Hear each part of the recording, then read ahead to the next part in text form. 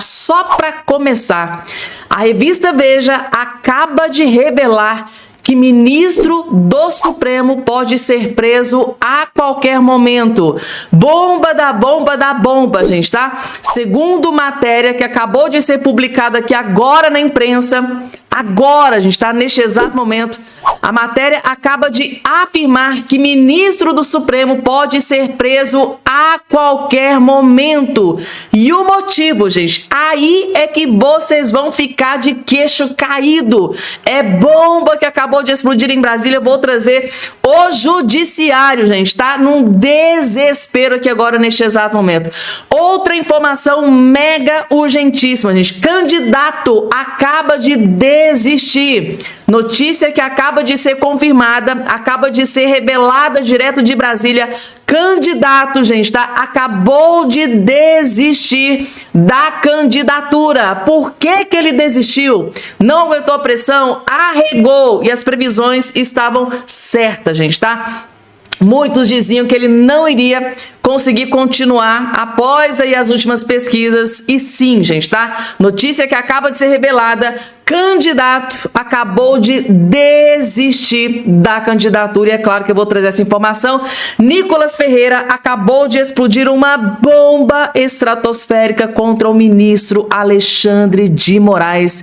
E teve culhão, teve coragem, tá? Nicolas Ferreira explodiu uma bomba contra Alexandre de Moraes e a Globo, gente, fazendo chacota com Lula. É imperdível, gente, tá? Lula esqueceu do Pix desse dia de hoje. Jornalistas dentro da Globo esculhambando, esculachando, humilhando, fazendo chacota com Lula da Silva. É o melhor vídeo que você vai assistir nesse dia de hoje.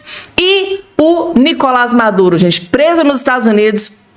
Apareceu a Margarida, tá? O Nicolás Maduro apareceu pela primeira vez, gente, e a imagem do Maduro, gente, tá? Que saiu na imprensa, eu confesso pra vocês que ele tá irreconhecível, gente, tá? Eu vou trazer aqui essa imagem que saiu na imprensa do Nicolás Maduro e pela primeira vez ele se pronunciou e, claro, Lula deve estar desesperado, deve ter ligado o alerta, né, gente, tá? Maduro abrindo o bico, se pronunciando, falando pela primeira vez. Como é que vocês acham que o Lula deve estar, gente, tá? É outra bomba que eu vou trazer também nesse boletim. Tudo isso e muito mais vai estar aqui, gente, tá? Se eu fosse vocês, não perderiam nem um segundo. Esse vídeo tá explosivo do início até o fim. Rapidamente, só não esqueça de se inscrever aqui embaixo no canal, ativar o sininho das notificações e compartilhar o vídeo o máximo possível que vocês puderem. Lauro Jardim acaba de explodir uma bomba contra Luiz Inácio Lula da Silva. O desespero tomou conta do PT e da esquerda, gente, tá? Ou seja, é uma das piores notícias para o Lula. Vocês não têm noção do que vai acontecer. Vocês vão entender. Assistam. Colunista Lauro Jardim, que está se tornando um terror na vida do Lula, né? Não só do Alexandre de Moraes, Dias Toffoli, mas agora ele está mirando Lula da Silva. Vejam só. O PT começou a fazer, há uma semana, alguns testes nas redes sociais para a desconstrução do Flávio Bolsonaro. Tinha muita gente no Palácio do Planalto reclamando que o PT estava muito apático, muito lento em reagir ao crescimento do filho do Bolsonaro nas pesquisas. Eu escrevi sobre esse assunto na minha coluna de domingo no Globo e agora eu vou detalhar esse tema um pouco mais para vocês. Na verdade, o PT antecipou esses testes devido a cobranças internas e, como eu disse, por causa da subida do Flávio. Pelo planejamento inicial, até junho, o PT falaria mais das ações e programas que o governo Lula implantou nesses 3 anos e pouco, falaria mais das obras, dos números positivos do governo, como o da inflação controlada e do baixo percentual de desemprego no Brasil. Mas o que está acontecendo aqui, gente, é que o Lula e a sua base governista ligaram o modo desespero, porque o plano antes era gente, vamos falar das benfeitorias, né, do Lula, das coisas boas do Lula, dos benefícios, do gás do povo, da isenção do imposto de renda, dos benefícios, né? O Lula é paz e amor, o Lula é um case, né? É o Ronaldinho da presidência. Só que eles não contavam com a astúcia do Flávio Bolsonaro, que está crescendo de forma avassaladora nas pesquisas, e agora o plano mudou.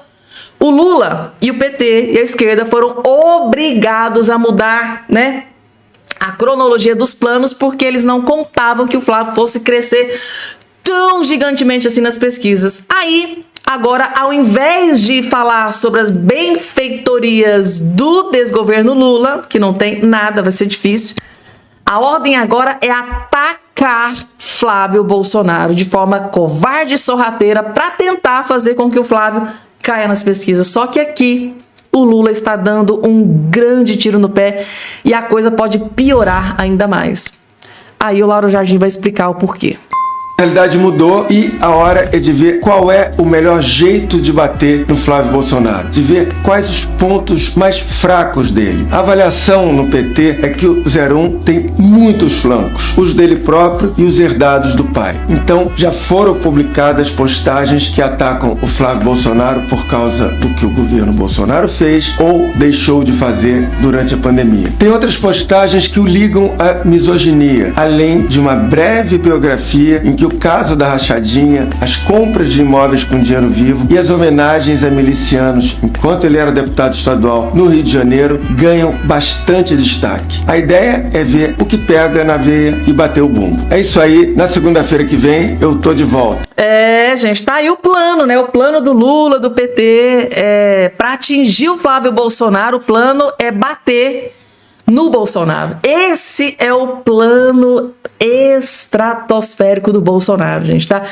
O Lula, ele é tão assim covarde, tão sorrateiro, que como ele não tem o que falar do Flávio Bolsonaro, porque assim, Flávio Bolsonaro, gente, diga-se de passagem, né? É limpíssimo, gente, tá? Lícito, é um cara íntegro, justo, honesto. Então, gente do céu, a gente tá aqui procurando o que o Flávio Bolsonaro tem de ruim, o que o Bolsonaro fez o Flávio Bolsonaro fez de ruim, o que tem de ruim do Flávio Bolsonaro pra gente falar, pra gente bater, pra gente atacar. Nossa, a gente tá procurando, não tá achando, gente. E agora, pelo amor de Deus, o que a gente vai fazer? Tive uma boa ideia. Vamos atacar o Bolsonaro. Então, se a gente não consegue atacar o Flávio, vamos atacar o Bolsonaro. Tá vendo a brilhante ideia que o Lula teve, gente? Pelo amor de Deus. Meu Deus do céu, o desespero tomou conta. Então, a ideia estapafúrdia do Lula e do PT é atacar o Bolsonaro, que não tá concorrendo, para acertar o Flávio Bolsonaro, gente, tá? O desespero tomou conta. Meu Deus do céu, gente. O desespero tomou conta. E agora, gente, vídeo que vai valer a pena cada segundo da sua atenção. Acho que o Lula esqueceu do Pix, ou a Globo realmente abandonou o Lula. Acabou pro Lula, gente, tá? A Globo se rende a Flávio e faz chacota com o Lula. Ou seja, até a Globo está descartando Lula da Silva, gente. O Lula, se ele assistir esse vídeo aqui, vai dar um infarto. Meu Deus. Lula sendo chacota na Globo, gente. Eu vivi pra ver isso. Do Opala Velho. Eu vou entrar na história do Opala Velho, que eu concordo com a Malu que é grosseiro, mas o eleitor adora. Eu adoro essas coisas. Eu gosto da política, eu gosto dessas... Eu reconheço que é grosseiro, mas eu adoro essas histórias. Eu acho que o apelido... Pega, o que o povo comenta. O Brizola chamava Moreira de Gatangorá. Essas coisas animam a política. Saudade do Padre Kelmon. Oi? O padre... de festa junina. Junina foi o ponto alto para mim deles. Mas vamos lá, realmente, as grandes propostas que a gente tem que defender, isso que se discute o país, fica de lado. Mas isso anima. E eleição é emoção, né? O voto é mais emoção do que racional. Então, nessa escola de Opala Velho, por exemplo, foi uma piada grosseira do Flávio Bolsonaro, o Lula deu uma piada mais grosseira ainda e saiu-se bem. Ficou ali no nível das piadas grosseiras, animou o eleitorado. O problema não é ele ser um Opala Velho e uma pessoa física, mas o governo Lula é uma carroça, na minha opinião. É uma carroça, assim... Anda muito devagar. Muito devagar, não apresentou uma novidade. Gente, eu vivi para ver isso, gente. O Otávio Guedes dizendo que o governo Lula é uma carroça, ou seja, é ultrapassado, gente, tá? Lula faz parte do passado. Gente, o Lula... Ai, meu Deus do céu, chamado de carroça, ultrapassado, gente, tá sem ideias novas, o Lula parou no tempo, isso tá custando caro, gente, o Lula ter parado no tempo, o Lula ele não acompanhou a evolução das coisas, da tecnologia, né, das coisas boas que estão sendo aí reveladas, descobertas, o Lula parou no tempo, e isso é prejudicial ao povo brasileiro que está sentindo essa degradação quando o Lula é presidente da República. Então, o povo está disposto a descartar. Prova disso é que o próprio jornalista que humilhou, gente, que humilhação. Vocês conseguem imaginar o Lula assistindo esse vídeo aqui, gente, tá? O Lula deve estar desesperado, deve ter ligado o modo desespero, gente, tá? E falando em desespero, Moraes não deve estar muito feliz com essa declaração do Nicolas, não. Nicolas reage após Moraes multar caminhoneiros em 7 bilhões de reais. O deputado federal partiu para cima do ministro Alexandre de Moraes, gente, tá? Se manifestou nessa segunda-feira sobre multas, né, que somam 7,1 bilhões aplicados pelo ministro do STF, Alexandre de Moraes, a caminhoneiros que paralisaram rodovias brasileiras em protesto para a eleição de Lula em 2022. Em suas redes sociais, o parlamentar chamou Moraes de covarde e sugeriu uma diferença de postura do ministro no tratamento dispensado ao caso Master e às fraudes em benefícios do INSS. O Nicolas disse o seguinte: leão com os tios do Zap, né? Leão com os tios do Zap, tchutchuca com o escândalo do INSS, do Banco Master. Se tirar a toga, não sobra nada. Pro Nicolas, Moraes é um covarde. Gente, tá? Segundo o Nicolas, o Alexandre de Moraes é um leão com os titios do Zap, mas uma tchutchuquinha no que diz respeito a escândalo do INSS e do Banco Master, gente, tá? E aí? Tem que ter culhão, viu? Tem que ter muita coragem de dizer o que o Nicolas acabou de dizer aqui em entrevista, né? Chamou Alexandre de Moraes de covarde. E aí, gente, vocês concordam com o Nicolas Ferreira? Alexandre de Moraes é um covarde ao aplicar uma multa assim, gente, 7,1 bilhões de reais. Coloca aqui embaixo a opinião de vocês, tá? E agora mais motivo de desespero pro Lula, gente, tá? Lula não dorme essa noite, tá? Tem uma nuvem negra pairando a cabeça do Lula nesse dia de hoje. Por quê? Além do Flávio Bolsonaro estar aí super bem nas pesquisas, Flávio Bolsonaro tem brilhantes ideias. Flávio terá mais palanques estatais que o pai em 2022. Para desespero do Lula, Flávio Bolsonaro terá mais palanques estaduais do que o pai teve em 2022. O senador e pré-candidato à presidência da República, Flávio Bolsonaro, chega à reta final das articulações para a eleição de 2026, ampliando seus palanques estaduais. Longe de encarnar um outsider, ele mantém trânsito entre políticos do centrão para além da direita pura, aglutinando a intenção de voto no campo conservador desde que foi anunciado oficialmente pelo PL, um dos maiores partidos do país, com amplo caixa do fundo eleitoral para financiar a campanha no pleito deste ano. Nas contas do presidente nacional do PL, Valdemar Costa Neto, o partido deve ter pelo menos 12 candidaturas próprias aos governos estaduais este ano, o que abre espaço para palanques mais robustos durante a campanha presidencial do senador nestes estados. Para fins de comparação, quando o ex-presidente Bolsonaro concorreu à eleição contra o Lula, ele perdeu a disputa em 2022. O PL contou com apenas 4 palanques próprios. E dessa vez o Flávio triplicou, vai ter 12 palanques. De acordo com 2 parlamentares do PL de São Paulo, que acompanham de perto essa articulação, em conversa com a Gazeta do Povo, Flávio Bolsonaro assumiu o papel de principal articulador político do partido para as eleições majoritárias de 26, centralizando a montagem dos palanques estaduais com foco em sua possível candidatura presidencial. Ou seja, Bolsonaro, lá no pleito eleitoral, quando ele enfrentou o Lula, ele teve 4 palanques eleitorais. E o Flávio terá 12, para desespero de Luiz Inácio Lula da Silva. E o Lula, gente, está mais perdido do que cego em tiroteio. Aqui em Minas a gente tem esse ditado. Aí na sua cidade tem esse ditado, né? Que a pessoa está mais cega, está mais perdida do que cega em tiroteio. Tá aqui a confirmação. Camilo Santana será candidato a não sei o quê. O Lula tá tão perdido, o Lula tá tão desnorteado, gente. O Lula tá tão assim... Ele não sabe nem o que faz mais, porque tudo que ele faz não dá certo. O Flávio ainda continua na frente nas pesquisas. O Lula ligou o modo desespero. Lula... Tá aqui, gente, tá? Foi perguntado pro Lula, né? O Camilo Santana vai ser o quê? Candidato aqui? Ah, Camilo Santana será candidato a não sei o quê. Lula tá perdido, gente, tá? Pela primeira vez na história da política, né, do Lula, o Lula está completamente perdido. Lula da Silva do PT declarou nesta segunda-feira que o ministro da Educação, Camilo Santana, será candidato a não sei o quê. O chefe do MEC, que deixa a pasta nessa semana, tem negado que se candidatará ao governo do Ceará. Ele disse o seguinte: o Haddad era o melhor ministro da Educação até parecer Camilo, né, que não vai terminar o mandato. Ele vai sair antes, não vai ganhar medalha, porque está saindo agora para ser candidato a não sei o quê. Mas ele está saindo agora do governo, afirmou o titular do Planalto, Lula, né, em evento de inauguração em obras da educação do país. O Lula está tão perdido que ele não sabe nem ao que ele vai colocar o Camilo Santana para concorrer. O trem está tão feio que o Lula não sabe nem o que fazer. Gente, tá?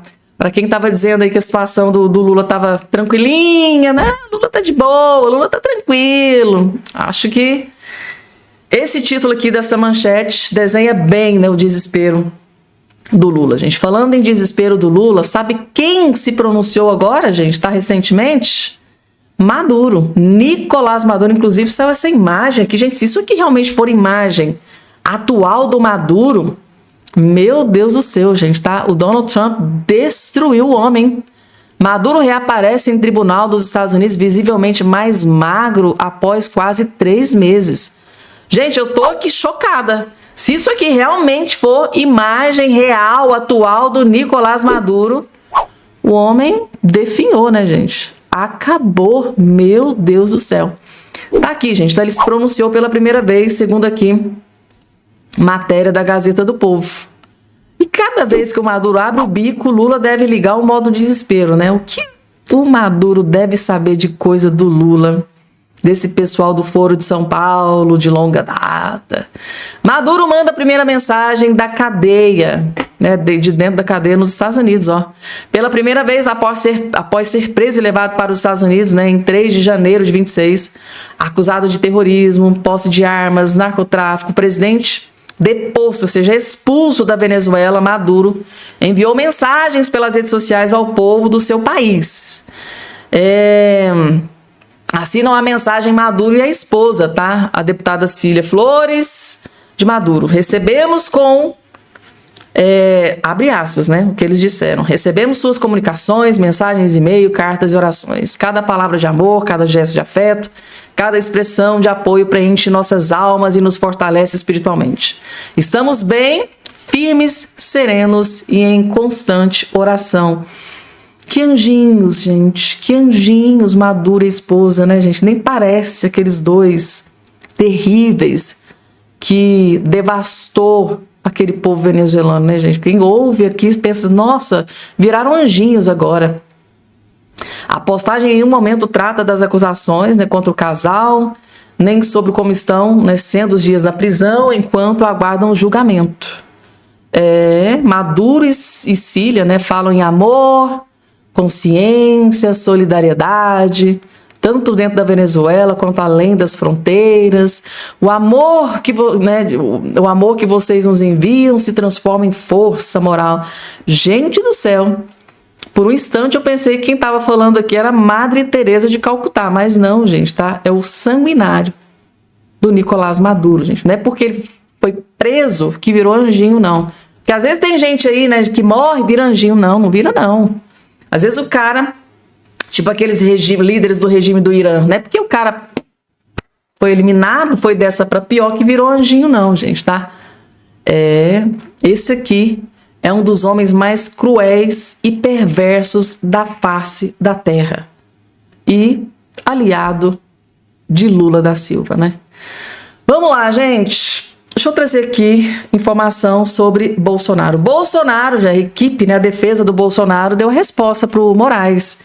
Moraes está meio que querendo mandar Bolsonaro de volta para prisão em regime fechado, né? Tá arrumando uma brecha.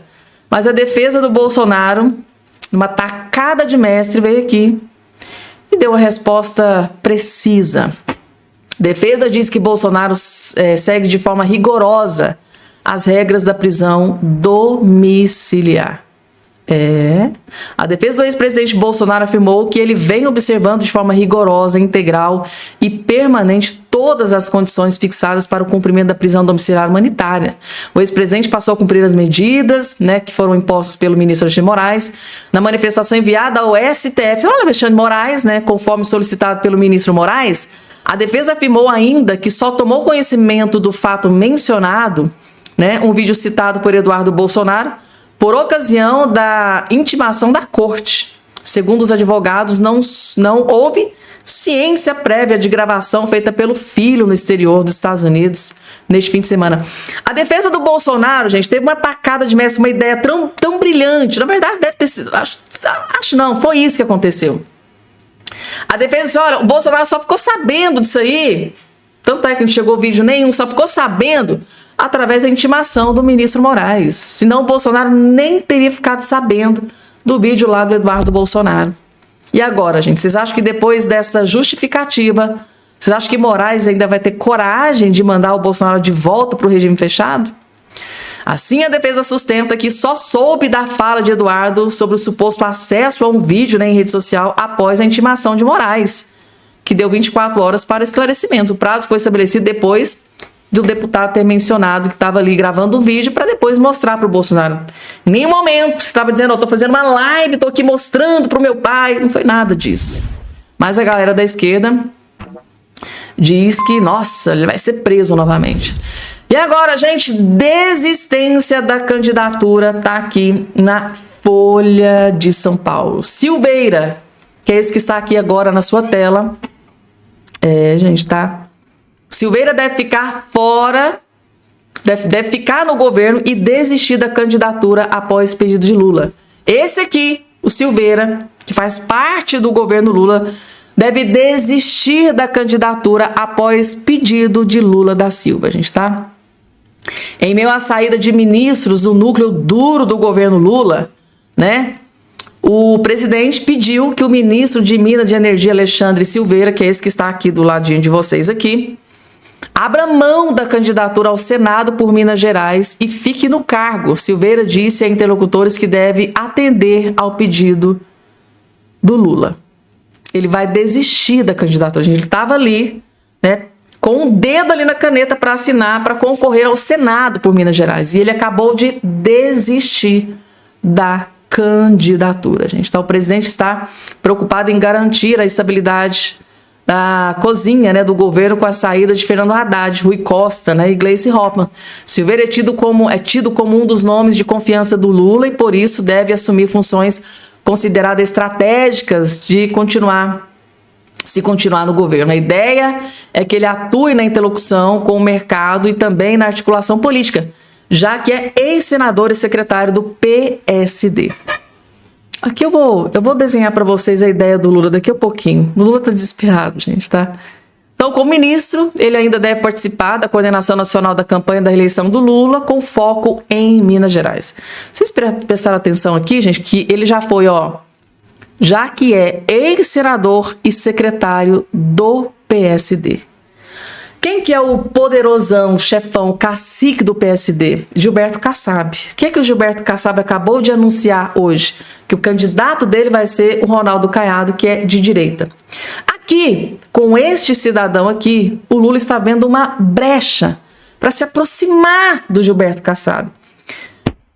Eu acho que vai ser uma luta em vão. Com o Lula caindo nas pesquisas, eu acho basicamente impossível o Gilberto Kassab apoiar o Lula nesse pleito eleitoral. E a resposta para esta análise que eu estou trazendo para vocês, a confirmação dessa análise, é a seguinte: o Gilberto Kassab já bateu o martelo E ao invés de ficar com o Eduardo Leite, que é um bajulador do Lula, ficou com o Ronaldo Caiado, que é mais alinhado com a direita. Deu para vocês entenderem, gente, tá? Que nem agora, nem depois, o Gilberto Kassab vai se aliar a Lula da Silva. Só que o Lula tá vendo aqui, como o cara já foi secretário do PSD, já foi aliado do Kassab, o Lula deve estar ali, ó. Esse cara aqui pode me aproximar do Gilberto Kassab, eu acho. Não, gente, o Lula não dá ponto sem nó. Pro Lula ter pedido para ele ter desistido da candidatura ao Senado em Minas, é porque ele tinha um motivo muito maior. E para mim o motivo dessa decisão aqui chama-se Gilberto Kassab.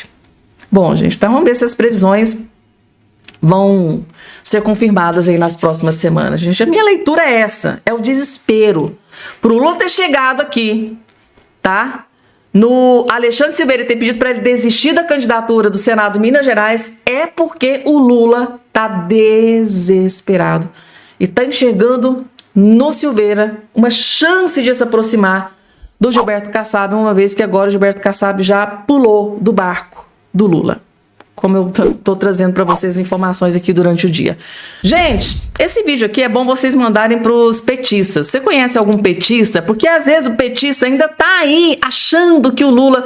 Calma, não, o Lula vai vencer. O Lula sempre vence. O Lula sempre dá um jeito. O Lula é o Lula paz e amor. Será mesmo, gente, tá? Se você conhece algum lulista, algum petista que tem algum resquício de esperança de que o Lula tem alguma chance de vencer nesse pleito eleitoral de 2026, mostra esse vídeo aqui que traz a pior notícia para Lula da Silva. O Lula, se assistir esse vídeo aqui, ele vai ter um infarto, gente, tá? Meu Deus do céu. Vejam. Vocês leram o editorial do Estadão hoje? Lógico. Não. Vocês leram? Eu não tenho assinatura. Uma das Me passa a senha depois. Uma das Aqui, ó. piores. Tá aqui, ó. Estadão. Passa a senha que eu vou ler junto aqui. Não, eu até resumi aqui. Então resume. O que o Estadão fala hoje? O Estado de São Paulo, que é um jornal que o Brasil inteiro conhece. Que o Lula tá perdendo a força. Perfeito. Aí ele fala o seguinte: as pesquisas estão mostrando que o Lula tá caindo e a rejeição subindo sem parar. E o que acontece? Um monte de adversário já tá chegando, já tá empatado ou até na frente no segundo turno. Até aí a gente tá vendo. Isso preocupa muito. Por quê? Me pergunta por quê? Por quê? Porque antes o Lula se via como imbatível. Certo. E muita gente falava, o Lula Não tem pra ninguém. Não tem pra ninguém. É o Lula, pô. Vai pro quarto mandato, ele quer. Agora, o que todo mundo tá achando? Que a economia não melhorou nada, Não. picanha não apareceu, segurança é uma porcaria, saúde não avançou absolutamente nada, isso todo mundo tá vendo. E fica só promessa e blá blá blá, e discurso. Além disso, casos de corrupção. Opa. Isso é fato. Sim. A gente tá vendo acontecendo. Não tem- E nas pesquisas tem mostrado a percepção. Segundo o texto do Estadão, Certo. em vez de tentar conquistar mais gente, não é? Está a outra parte do eleitorado, o Lula tá falando mais para a base dele. Tá indo para a esquerda. com Esse medo de discurso que perder ele tá falando, Piadinha. palavrões e tal. Isso limita muito a chance dele ganhar a eleição. Já que quem decide mesmo, segundo pesquisas, nosso próprio professor, são os eleitores indecisos. 30%. Isso é o que vai resolver. Agora o ponto. Ponto, qual é? Se o Lula, é o que o Estadão está falando, se desesperar por causa disso, ele pode fazer muitas cagadas. Opa. Aquela do aviãozinho é uma. Decisões ruins, tipo gastar demais, radicalizar o concurso, o que pode piorar ainda mais a situação do governo. Resumindo, Lula está mais fraco, o governo não convence, e se bater o desespero, Aí. pode piorar muito a bagaça. Perfeito. Concordam? Concordamos. Ou discordam? 100%. Hã? Na pesquisa. Concordo 100%. Isso é o editorial do jornal. Se vocês lessem Vai de manhã... cair atirando. Não. É, Vocês gente, tá? É o Lula ligando o modo desespero. E eu vou até mais longe do que isso aqui, gente, tá? Segundo aí alguns juristas, depois dessa matéria do Estadão, tá acontecendo aí muito estudo de casos, né? Inclusive gente da própria base do Lula, gente, tá? Já chegou aí a comentar, principalmente muitos juristas, muitos youtubers, muitos jornalistas estão aí abrindo possibilidades do Lula até desistir da eleição, gente, tá? Lula pode até desistir da eleição. Se tudo isso aqui que o Estadão acabou de revelar, né, se realmente, se uma ala do PT, se os aliados do PT enxergarem tudo isso que o próprio Estadão acabou de enxergar e mostrar para o povo brasileiro, se a própria base do Lula enxergar isso e mostrar isso para o Lula e o Lula se convencer de que realmente ele é uma tragédia, que não tem chance nenhuma de vencer o Flávio, existem grandes chances do Lula desistir da candidatura, tá? De desistir da eleição. E calma, gente, tá? Sobre desistência da eleição, desistência da candidatura, daqui a pouco eu tenho uma outra informação sobre essa questão para trazer para vocês. A informação que acaba de chegar é que teve desistência da candidatura. Eu vou trazer essa informação daqui a pouco para vocês, porque agora larguem tudo que vocês estão fazendo, gente, para prestar muita, mas muita atenção, porque é notícia explosiva que eu vou trazer para vocês, que foi uma matéria da revista Veja. Brasil está próximo de ver ministro, gente, preso a qualquer momento. E o Deltan Dallagnol vai explicar todos os detalhes dessa notícia que abalou as estruturas do judiciário neste exato momento, gente. Segundo a revista Veja, saiu aqui na imprensa, gente, tá aqui. Ministros do Supremo podem ser presos a qualquer momento. E o motivo, gente, aí que vocês vão ficar, ó, de queixo caído. Eu tô sem acreditar nisso aqui. Assistam com muita atenção. O Brasil está próximo de ter um ministro do Supremo preso. Estamos cada vez mais perto disso. Surgiram provas e vazamentos do caso Master. Toffoli é o responsável. O portal do UOL acabou de revelar algo gravíssimo sobre as operações da Polícia Federal no caso Master. Existe uma sequência de indícios de que a investigação vazou para os investigados. E eu vou te mostrar agora quais são esses indícios, o que isso significa tecnicamente do ponto de vista investigativo e por que existe uma suspeita razoável muito grave de quem pode ter vazado essa operação e quais são as consequências para essa pessoa.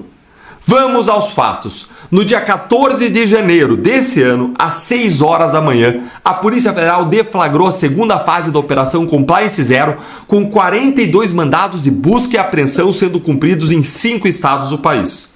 E olha o que aconteceu na mansão do Daniel Vorcaro quando os agentes chegaram às 6 da manhã. Um advogado já estava lá, parado, postado no pórtico externo, parado na frente.